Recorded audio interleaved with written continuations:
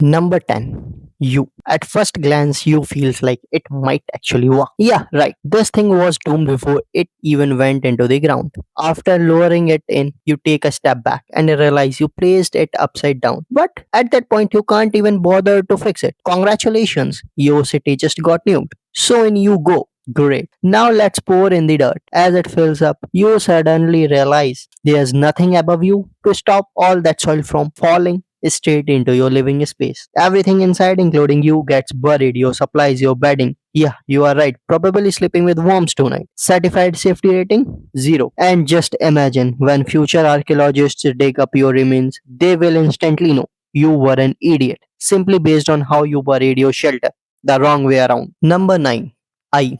I barely qualifies as a bunker while the dirt is being poured in. You get a brief moment of protection thanks to that little bit sticking out at the top. It almost looks like it's wearing a baseball cap. But once everything settles, you are basically surrounded by earth with no real support. Dirt presses it from every side because there's nothing stopping it. You don't have walls, just a vague outline of where walls should have been. Honestly, this feels like a prototype. Maybe just one support beam while the rest of the structure got lost in transit. So maybe this one isn't entirely your fault. Let's blame Amazon Prime instead. Number 8. H. H is the first one on this list that doesn't instantly kill you, which, believe it or not, is the main goal of most shelters. At first, it feels solid. I can already picture it you standing there proudly like a dad with a new grill. It's got sidewalls, a roof, and enough space to move without crouch. For a while, it does exactly what a bunker should do. The problem is time. We don't know how long nuclear fallout could last. It could be years. Over time, dirt settles and a pressure builds. Small weaknesses turns into big problems. 1 week, a tiny crack in the wall. Month 3, a massive crevice.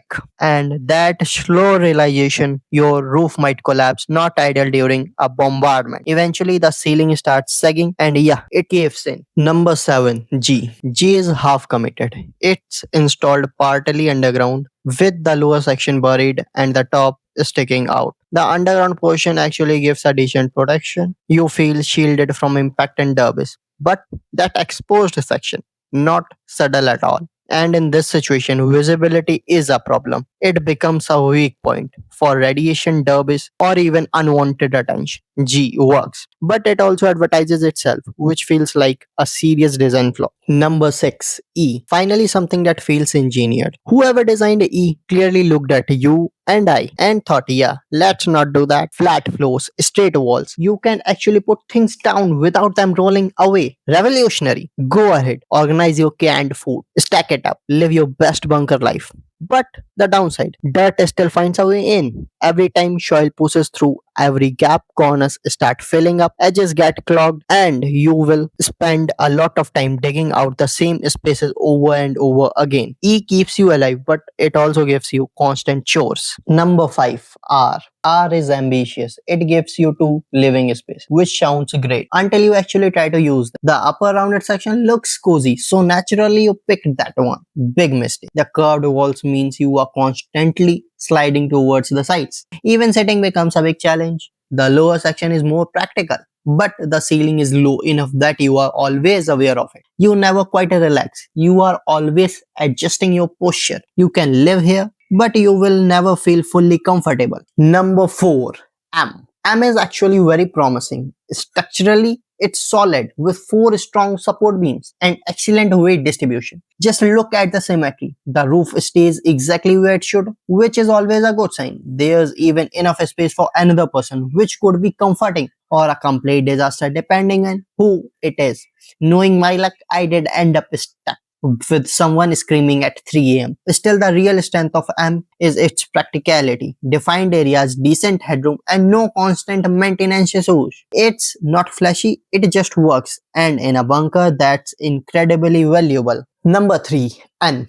If you are willing to go solo, maybe because you have remembered you are extremely introverted, N becomes a strong choice. It offers more space than you did expect, and the angled structure does a great job maintaining stability. The only downside, the floor is just a bare ground, not luxurious, but still better than having dirt constantly collapsing in on you. You can move around, set things down, and nothing is falling apart. and feels quite stable and reliable. You lose the option of company, but again, peace of mind. Number 2, O is almost perfect. Its circular shape distributes pressure evenly, preventing collapse. You feel protected from every side. The only issue is the interior. It's one big curved space, and the floor has a slight slope. Anything you place down just rolls back towards you. You will constantly be repositioning your stuff. But honestly, those are minor inconveniences. You will constantly be repositioning your stuff. But honestly, those are minor inconveniences compared to everything else. When the world above is chaos or does almost everything right. Number 1, A. A is a clear winner. Its shape naturally deflects dirt away, preventing anything from forcing its way inside. You get two levels, which makes life underground far more manageable. The upper section works perfectly for storage, food supplies, anything you don't need at all the time. The lower section gives you proper living space with a flat floor and enough room to actually function like a human being instead of a panicked animal. If you had to bury yourself and wait out the worst, this is the shape you did want around you.